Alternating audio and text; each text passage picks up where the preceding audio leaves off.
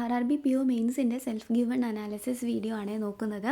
അപ്പോൾ എക്സാം കഴിഞ്ഞിട്ട് 2-3 ദിവസമായി. അപ്പോൾ എനിക്ക് ഇന്നാണ് അനാലിസിസ് വീഡിയോ ചെയ്യാൻ വേണ്ടി പറ്റിയിട്ടുണ്ടായിരുന്നത്. അന്നത്തെ ദിവസം ഞാൻ കുറച്ച് കാര്യങ്ങളൊക്കെ ആയിട്ട് ബിസിയായി. പിന്നെ ഹെൽത്ത് ഇഷ്യൂസൊക്കെ ഉണ്ടായിരുന്ന കാരണം എനിക്ക് കറക്റ്റ് അനാലിസിസ് വീഡിയോ ഇടാൻ പറ്റിയിട്ടുണ്ടായിരുന്നില്ല കേട്ടോ. അപ്പോൾ ഇന്നത്തെ വീഡിയോയിൽ ഓവറോൾ എക്സാം എങ്ങനെ ഉണ്ടായിരുന്നു, അതുപോലെ തന്നെ എൻ്റെ അറ്റംപ്റ്റൊക്കെയാണ് നോക്കുന്നത്. അപ്പോൾ അതിന് മുന്നേ ആയിട്ട് എക്സാമിന് എനിക്ക് അത്രയും കംഫർട്ടബിൾ ആയിട്ടുള്ള ഒരു എക്സാം ആയിരുന്നില്ല. അതിന് 2-3 റീസൺസ് ഉണ്ടായിരുന്നു കേട്ടോ. ഒന്നാമത്തെ കാരണം, ഞാൻ എപ്പോഴും സ്പെക്സ് വെച്ചിട്ടാണ് എക്സാം സെൻറ്ററിനകത്ത് എക്സാം അറ്റൻഡ് ചെയ്യാൻ പോകാറുള്ളത്. ഇത്തവണ ഞാൻ സ്പെക്സ് എടുക്കാൻ ഹാളിനകത്ത് കയറിയതിന് ശേഷമാണ് ഓർമ്മ വന്നത്. അപ്പോൾ രജിസ്ട്രേഷൻ കഴിഞ്ഞത് കാരണം തിരിച്ച് എന്നെ സ്പെക്സ് എടുക്കാൻ വേണ്ടിയിട്ട് വിട്ടിട്ടുണ്ടായിരുന്നു കേട്ടോ. അപ്പം പക്ഷെ എനിക്കത് മാനേജ് ചെയ്യാൻ പറ്റുമായിരുന്നു സ്പെക്സ് ഇല്ലാതെ എക്സാം. പിന്നെ രജിസ്ട്രേഷനൊക്കെ കഴിഞ്ഞിട്ട് നമ്മുടെ സീറ്റിൽ പോയിരുന്നതിന് ശേഷം സിസ്റ്റം സ്ക്രീൻ ഭയങ്കരമായിട്ട് ഫ്ലിക്കർ ചെയ്യുന്നുണ്ടായിരുന്നു. ഒന്നും തന്നെ കാണാൻ പറ്റാത്ത രീതിയിൽ ഭയങ്കര ഫ്ലിക്കറിങ് ആയിരുന്നു കേട്ടോ. അപ്പോൾ ഞാൻ അവരോട് പോയി പറഞ്ഞപ്പോൾ പോയിരുന്നോ, പിന്നീട് നോക്കാമെന്ന് പറഞ്ഞു. അത് കഴിഞ്ഞിട്ട് എല്ലാ കുട്ടികളുടെ രജിസ്ട്രേഷനും കഴിഞ്ഞ് ലാസ്റ്റ് എക്സാമിന് സ്റ്റാർട്ട് ചെയ്യാൻ 10 മിനിറ്റ് മുന്നേ ഉള്ളൂ.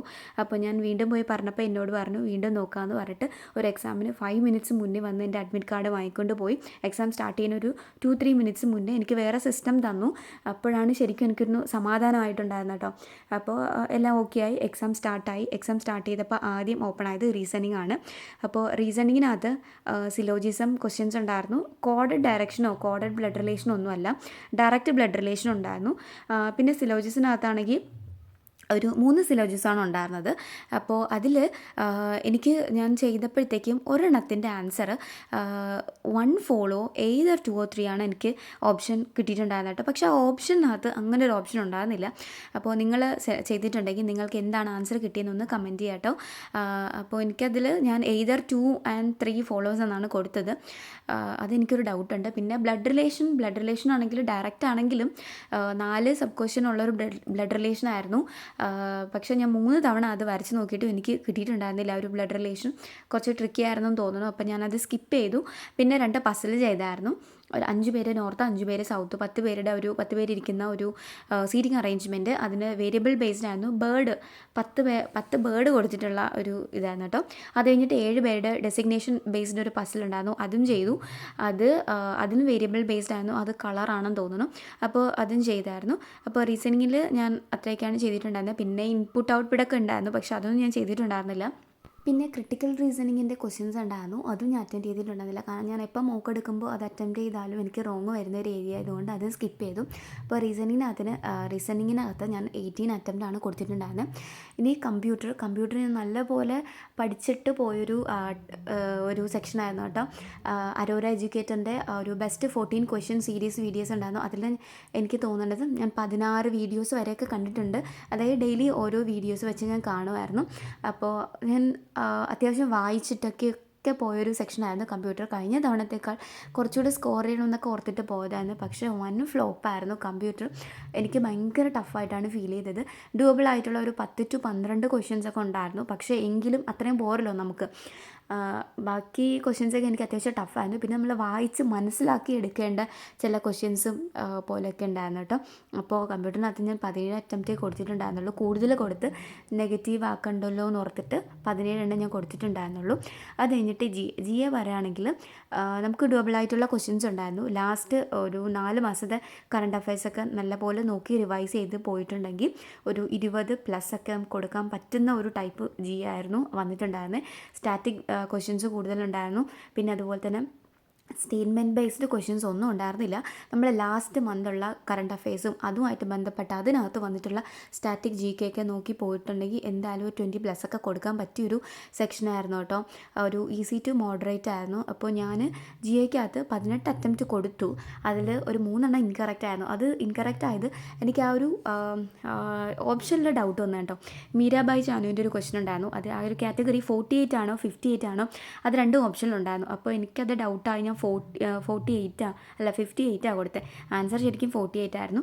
പിന്നെ ഒരു നാഷണൽ പാർക്കിൻ്റെ ഉണ്ടാകും. അതെല്ലാം ഞാൻ സ്മാർട്ട് കീഡയിൽ കണ്ട ക്വസ്റ്റ്യൻസ് ആയിരുന്നു. അത് ഓപ്ഷൻ ഞാൻ കറക്റ്റ് ശരിക്കും പറഞ്ഞാൽ അത് മറന്നുപോയി. അരുണാചൽ പ്രദേശ് കൊടുത്തതായിരുന്നു. അത് കറക്റ്റ് ആൻസർ സിക്കിമായിരുന്നു കേട്ടോ. അങ്ങനെ ഒരു 3 ക്വസ്റ്റ്യൻ എനിക്ക് റോങ് ആയിരുന്നു. ഓൾമോസ്റ്റ് കുറേ ക്വസ്റ്റ്യൻസ് ഞാൻ സ്മാർട്ട് കീഡയിൽ കണ്ട ക്വസ്റ്റ്യൻസ് ആണ്. ഓർമ്മ വരാത്തത് കാരണം സ്കിപ്പ് ചെയ്ത ക്വസ്റ്റ്യൻസ് ഒക്കെ അതിൻ്റെ കൂട്ടത്തിലുണ്ടായിരുന്നു കേട്ടോ. ശരിക്കും പറഞ്ഞാൽ ഞാനൊരു 3 മാസത്തെ കറണ്ട് അഫയേഴ്സ് നല്ലപോലെ നോക്കിയിട്ട് പോയിട്ടുണ്ടായിരുന്നുള്ളൂ. ഓഗസ്റ്റ്, സെപ്റ്റംബർ, ഒക്ടോബർ ഈ 3 മാസത്തെ കറണ്ട് അഫയേഴ്സ് ഞാൻ നോക്കി. അത് നന്നായിട്ട് റിവൈസ് ചെയ്തിട്ടുണ്ടായിരുന്നു. പിന്നെ നമ്മൾ എത്ര റിവൈസ് ചെയ്താലും ചിലതൊക്കെ നമ്മൾ മറന്നു പോകുമല്ലോ, കൺഫ്യൂഷൻ ആവും ഓപ്ഷൻസ് കാണുമ്പോൾ. പിന്നെ നവംബറിലാണെങ്കിൽ ഞാൻ ആദ്യത്തെ 2 ആഴ്ചയുള്ള കറണ്ട് അഫയേഴ്സ് വെറുതെ വായിച്ചിട്ട് മാത്രമേ പോയിട്ടുണ്ടായിരുന്നത്. ബാക്കി നവംബറും ഡിസംബറും കറണ്ട് അഫയേഴ്സ് ഒന്നും ഞാൻ നോക്കിയിട്ടുണ്ടായിരുന്നില്ല കേട്ടോ. പിന്നെ അടുത്ത സെക്ഷൻ ഇംഗ്ലീഷാണ്. ഇംഗ്ലീഷ് പൊതുവേ ഞാൻ വീക്കായിട്ടുള്ള ഏരിയയാണ് ഇംഗ്ലീഷ്. അപ്പോൾ അതിനകത്താണ് എനിക്ക് ഏറ്റവും കൂടുതൽ ഇൻകറക്റ്റ് വരുന്നത് മോക്ക് എടുക്കുമ്പോഴും റിയൽ എക്സാമിനൊക്കെ. അപ്പോൾ അതിനകത്താണെങ്കിൽ RC ഉണ്ടായിരുന്നു, പിന്നെ സെൻറ്റൻസ് റീഅറേഞ്ച്മെൻ്റ് ആയിരുന്നു, ഡ്യൂബിളായിട്ടുള്ള ക്വസ്റ്റ്യൻസും ഉണ്ടായിരുന്നു. പിന്നെ എൻ്റെ ഒരു പ്രശ്നം എന്ന് വെച്ച് കഴിഞ്ഞാൽ ഇംഗ്ലീഷിനകത്ത് എനിക്ക് ടൈം മാനേജ്മെൻറ്റ് ഭയങ്കര പ്രശ്നമാണ്. ഒരു 30 മിനിറ്റിന് നമുക്ക് 40 ക്വസ്റ്റ്യൻസ് ചെയ്യണം എന്നുള്ളതാണ് ടാസ്ക്. ശരിക്കും ഞാനൊരു 28 ഒക്കെ എൻ്റെ മാക്സിമം ആണ് കേട്ടോ 30 മിനിറ്റിൽ ഞാൻ കൊടുക്കുന്നത്. എനിക്ക് ടൈം മാനേജ്മെൻറ്റ് ഒട്ടും പറ്റാത്തൊരു ഏരിയയാണ് ഇംഗ്ലീഷ്. ടൈം കിട്ടിക്കഴിഞ്ഞാൽ കുറച്ചുകൂടി ഒരു അറ്റംപ്റ്റ് കൊടുക്കാൻ പറ്റും. പക്ഷെ നമുക്കത് എന്തായാലും 30 മിനിറ്റല്ലേ കിട്ടുള്ളൂ. അപ്പോൾ പിന്നെ കറക്റ്റ് സെൻറ്റൻസും ഇതുപോലെ തന്നെ ഇൻകറക്റ്റ് സെൻറ്റൻസും കണ്ടുപിടിക്കാനുള്ള ക്വസ്റ്റ്യൻസ് ഒരു 5 ഉണ്ടായിരുന്നു. പിന്നെ ഇഡിയംസ് റിലേറ്റഡ് ആയിട്ടുള്ള, അതായത് 2 പേരുടെ കോൺവെർസേഷൻ കൊടുത്തിട്ടുണ്ട്. അതിൻ്റെ ഇടയ്ക്ക് AB എന്ന് പറഞ്ഞ് കൊടുത്തിട്ടുണ്ട്. അതിൻ്റെ ഇടയ്ക്ക് നമ്മൾ വേർഡ് അല്ല, അതിൻ്റെ ഇടയ്ക്ക് അതിന് സ്യൂട്ടബിൾ ആയിട്ടുള്ള ഇഡിയംസ് നമ്മൾ ചേർക്കണം. അപ്പോൾ അത് ഒരു 5 ഇഡിയംസ് ഓപ്ഷനിലുണ്ട്. അപ്പോൾ അതിൽ നിന്ന് നമ്മൾ സെലക്ട് ചെയ്യണം കേട്ടോ. അതിൽ 5 ക്വസ്റ്റ്യൻസ് ഉണ്ടായിരുന്നു. ഞാൻ അതിലാണെങ്കിൽ 4 കൊടുത്തായിരുന്നു. അതെനിക്ക് നല്ല ഡൗട്ടുണ്ട് റോങ് ആയിട്ടുണ്ടോ എന്നുള്ളത്. അപ്പോൾ ഇംഗ്ലീഷിനകത്ത് ഞാൻ ടോട്ടൽ 25 അറ്റംപ്റ്റാണ് കൊടുത്തിട്ടുണ്ടായിരുന്നത്. അത് കഴിഞ്ഞിട്ട് കോണ്ട് എടുക്കുകയാണെങ്കിൽ ഏറ്റവും വേഴ്സ്റ്റായിട്ട് ഞാൻ അറ്റംപ്റ്റ് കൊടുത്തൊരു സെക്ഷനാണ് കേട്ടോ കോണ്ട്. ശരിക്കും അതിനകത്തുള്ള ക്വസ്റ്റ്യൻസ് വായിച്ച് നോക്കാൻ പോലും എനിക്ക് തോന്നിയിട്ടുണ്ടായിരുന്നില്ല. അതിന് മെയിൻ ആയിട്ടുള്ള റീസൺ, ഒരു കോണ്ട് സെക്ഷൻ എത്തിയപ്പോഴത്തേക്കും ഞാൻ രാവിലെ വീട്ടിൽ നിന്ന് 6:30 എക്സാമിന് പോയിട്ടുണ്ടായിരുന്നത്. അപ്പോൾ ഒന്നും കഴിച്ചിട്ടുണ്ടായിരുന്നില്ല. അതുകൊണ്ട് എനിക്കാണെങ്കിൽ സമയത്തിന് ഭക്ഷണം കഴിച്ചില്ലെങ്കിൽ തലവേദന അതുപോലുള്ള സാധനങ്ങളൊക്കെ വരും. അപ്പോൾ എക്സാമിൻ്റെ ഇടയ്ക്ക് അങ്ങനെയൊക്കെ എനിക്ക് വന്നിട്ടുണ്ടായിരുന്നു. അതിൻ്റെ ഭയങ്കര ഒരു ടെൻഷനിലാണ് ഞാൻ ഇരുന്നത്. ആ കോണ്ട് സെക്ഷൻ എത്തിയപ്പോഴായിരുന്നു ഈ ഒരു പ്രശ്നം തുടങ്ങിയത്. പക്ഷേ ഒരു 2 മിനിറ്റ് ആയപ്പോഴേക്കും ഞാൻ വെള്ളമൊക്കെ കുടിച്ചൊന്ന് സെറ്റായി. പിന്നെ ബാക്കി നോക്കുമ്പോഴത്തേക്കും മിസ്സിംഗ് നമ്പർ സീരീസ് ഉണ്ടായിരുന്നു. അതിൻ്റെ 5 ക്വസ്റ്റ്യൻ ഉണ്ടായിരുന്നു കേട്ടോ. എനിക്ക് തോന്നുന്നു ഞാൻ 3 എങ്ങാണ്ട് ചെയ്തിട്ടുണ്ട്. പിന്നെ അരിത്തമെറ്റിക് ക്വസ്റ്റ്യൻസ് ഉണ്ടായിരുന്നു, ഡ്യൂബിൾ ആയിട്ടുള്ള ക്വസ്റ്റ്യൻസ് ഉണ്ട്. അതിൽ നിന്ന് സെലക്ട് ചെയ്ത് ഏതൊക്കെ ചെയ്തിട്ടുണ്ട്. പിന്നെ ക്വാണ്ടിറ്റി ബേസ്ഡ് ക്വസ്റ്റ്യൻസ് ഒക്കെ ഉണ്ടായിരുന്നു. അത്യാവശ്യം ചെയ്യാനുള്ളതായിരുന്നു. അപ്പോൾ അത് ഞാൻ ചെയ്തിട്ടുണ്ടായിരുന്നില്ല. പിന്നെ എനിക്ക് ഒരു മോഡറേറ്റ് ആയിട്ടാണ് തോന്നിയത്. ചിലപ്പോൾ ഞാൻ എല്ലാ ക്വസ്റ്റ്യനും നല്ലപോലെ നോക്കാത്തത് ആയതുകൊണ്ടാണോ എന്നറിയില്ല. പിന്നെ DA ഉണ്ടായിരുന്നു. ആ DAക്കകത്ത് ഒരു DA ഞാൻ ആകെ ഒരു DA നോക്കിയിട്ടുണ്ടായിരുന്നുള്ളൂ. അത് നോക്കിയിട്ട് എനിക്ക് കിട്ടിയിട്ടുണ്ടായിരുന്നില്ല. അത് വെജ് ആൻഡ് നോൺ വെജ് സോൾഡായ 4 റെസ്റ്റോറൻറ്റ് ABCD. പക്ഷെ അത് ഞാൻ എത്ര നോക്കിയിട്ടും എനിക്കത് ഡീകോഡ് ചെയ്തെടുക്കാൻ വേണ്ടി പറ്റിയിട്ടുണ്ടായിരുന്നില്ല. പെർസെൻറ്റേജ് തന്നിട്ടുണ്ടായിരുന്നു. പക്ഷെ പിന്നെ Bയുടെ ഒരു വെജും നോൺ വെജും സെയിൽ ചെയ്തതിൻ്റെ ഒരു ഡിഫറൻസും തന്നിട്ടുണ്ട്. അപ്പോൾ അത് എനിക്ക് തോന്നുന്നു ഒരു 7 മിനിറ്റോളം എനിക്കതിന് പോയിട്ടുണ്ടായിരുന്നു. അതിന് ഒരുപാട് സമയം പോയി. എനിക്ക് ബാക്കി ക്വസ്റ്റ്യൻസൊക്കെ നോക്കാൻ പോലും ആ ഒരു എന്തോ മൈൻഡൊക്കെ ഒരുമാതിരി ഉണ്ടായിരുന്നൊരു സെക്ഷനാണ് കേട്ടോ. അപ്പം ഞാൻ ടോട്ടൽ കോണ്ടിനകത്ത് 7 അറ്റംപ്റ്റാണ് കൊടുത്തിട്ടുണ്ടായിരുന്നത്. ടോട്ടൽ എൻ്റെ അറ്റംപ്റ്റ് 85 ആണ്. ശരിക്കും ഈ ഒരു എക്സാമിന് ഒരു 100 അറ്റംപ്റ്റ് കൊടുക്കണം എന്ന് ഞാൻ ആഗ്രഹിച്ച് പോയതാണ്. പക്ഷേ ഫുള്ള് ഫ്ലോപ്പായിപ്പോയി. ഓക്കെ, കുഴപ്പമില്ല. ഇനി ലാസ്റ്റായിട്ട് RRB ക്ലർക്ക് മെയിൻസ് ഉണ്ട്. അപ്പോൾ ഇനിയൊരു 31 ദിവസം RRB ക്ലർക്ക് മെയിൻസിന് പഠിക്കാൻ വേണ്ടിയിട്ടുണ്ട്. അപ്പോൾ RRB ക്ലർക്ക് മെയിൻസിന് നോക്കുമ്പോൾ നമ്മൾ കറണ്ട് അഫയേഴ്സും കൂടെ നോക്കാം കേട്ടോ.